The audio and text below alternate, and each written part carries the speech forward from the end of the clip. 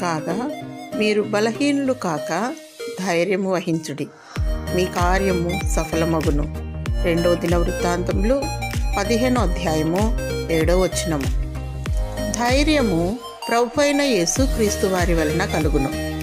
నీ భక్తి, నీ విశ్వాసము, నీ యథార్థత నీకు ధైర్యము పుట్టించును. ధైర్యవంతులు దేవునికి అత్యంత ప్రియులు. రోషము గలవారు త్యాగశీలులు.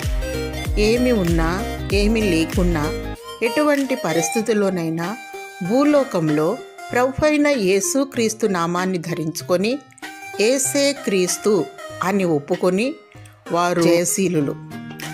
నులివెచ్చని స్థితిలో ఉన్నవారు భక్తిగల వారుగా నటించి దాని శక్తిని ఆశ్రయించని వారు. పిరికి ఆత్మ కలిగి నిత్య నరకానికి వెళ్ళువారు. ధైర్యం కావాలని ఆశిస్తున్నావా? అయితే దేవుని స్తుతించుము, దివారాత్రులు ఆయన వాక్యమును ధ్యానించుము, మానక ప్రార్థించుము. ప్రభువైన యేసుక్రీస్తు పాదముల చెంత ఉత్తమమైన దానిని ఎన్నుకొని ఆయన సన్నిధిని అనుభవించుము. కనురెప్పపాటున ఎత్తబడదవు, నీ కార్యము సఫలమగును.